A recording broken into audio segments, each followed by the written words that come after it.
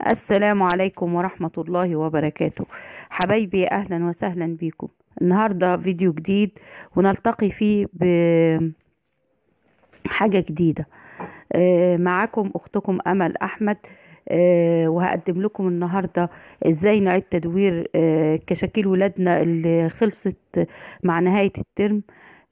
وهنبتدي بالكشاكيل السلك.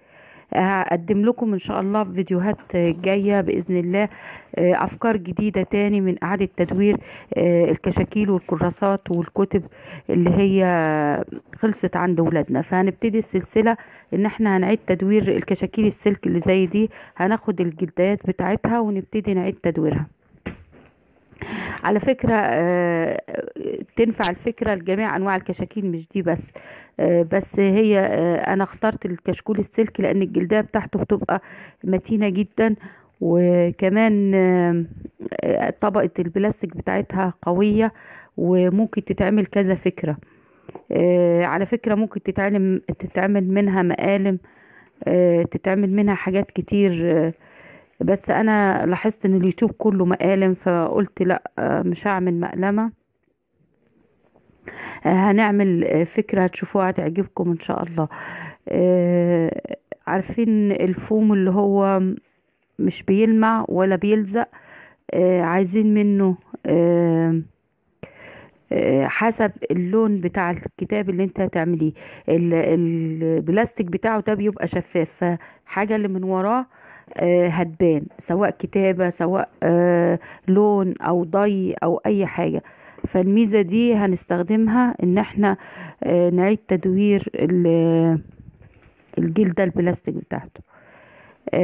تابعوا الفيديو وهتستفيدوا ان شاء الله.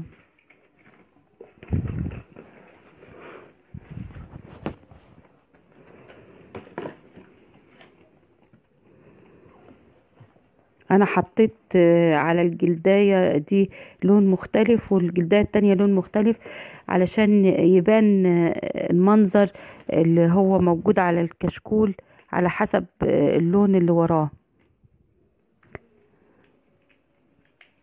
لو تحب اللون يبقى واحد يبقى تحطي الفوم نفس اللون. ممكن تستغنى عن الفوم، تحطي مثلا اي ورق مقوى عندك، اي كرتون، اي قماش.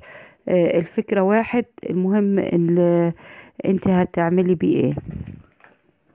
ده شرايط اللي هي بتاعت اعياد الميلاد دي لاصقة، بتبقى هنوزعها حوالين داير المنظر او جلداية الكشكول.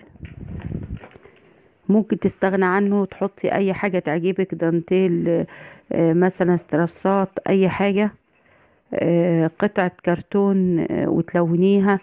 المهم ان احنا نعمل زي برواز كده للمنظر.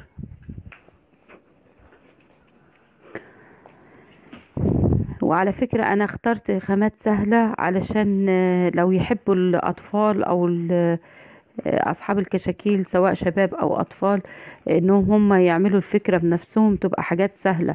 يعني ما اخترتش حاجات مثلا صعب الاطفال يستخدموها، كلها حاجات بسيطة وسهلة وموجودة في كل بيت.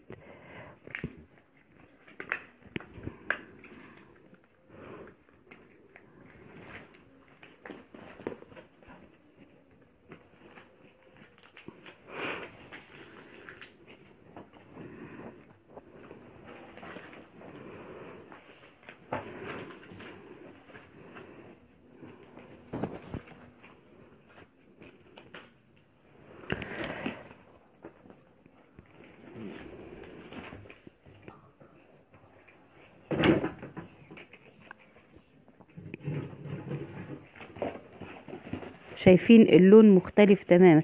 يعني الظهرية لما كانت لونها اصفر، شايفين باين المنظر زي ما يكون كده الشمس بتطلع. في الظهرية لما كانت لونها اخضر او لون غامق، اختلف المنظر بقى زي ما يكون غروب الشمس او الدنيا ابتدت تضلم. فاللي يعجبه الفكرة دي يحاول يعمل مثلا الألوان اللي هو عايز تدي الإيحاء اللي هو عايز.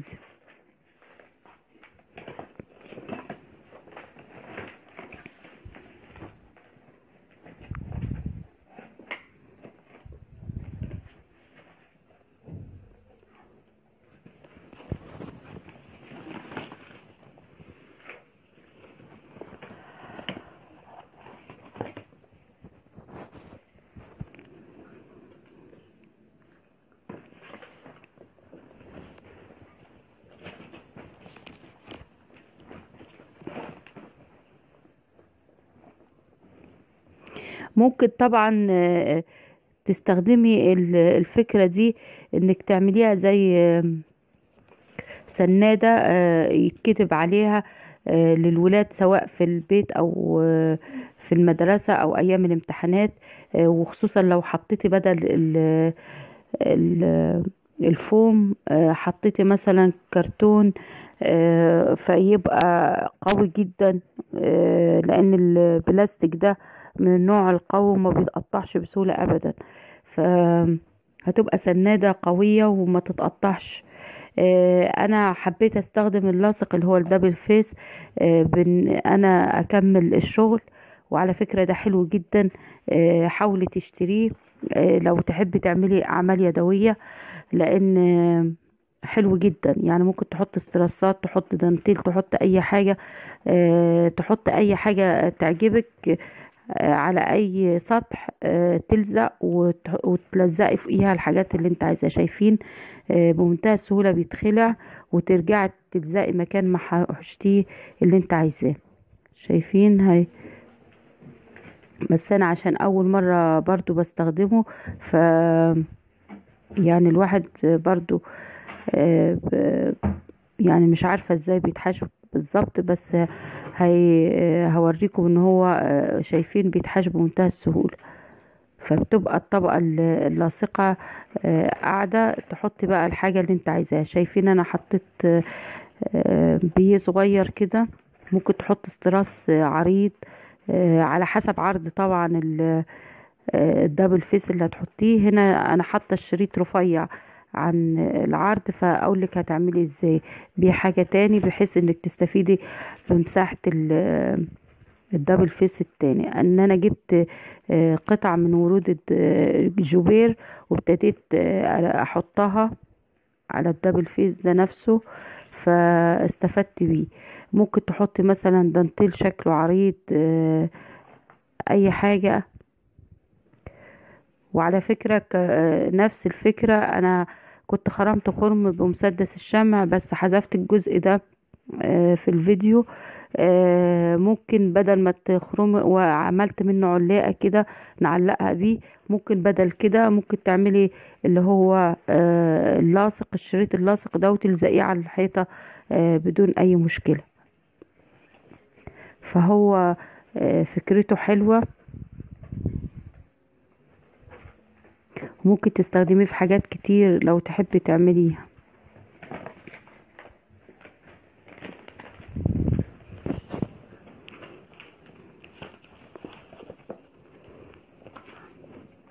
شايفين لما وزعت الورود بقى شكلها ايه، وشايفين من غير ورود شكلها ايه.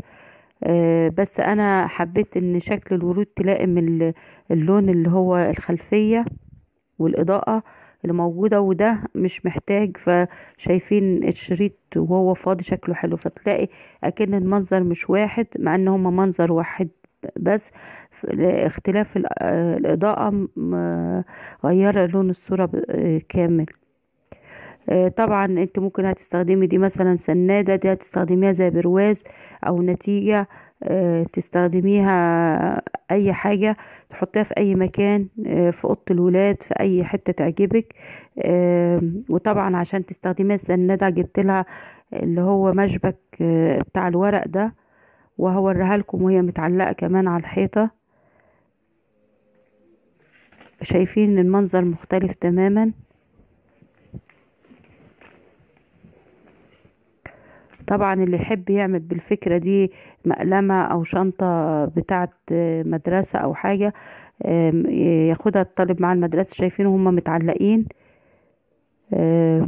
طبعا عايزين حيطة خلفيتها نفس اللون، بس يعني انا بعلقها على اساس تشوفوها. ولايك وشير وسبسكرايب للقناة، والسلام عليكم ورحمة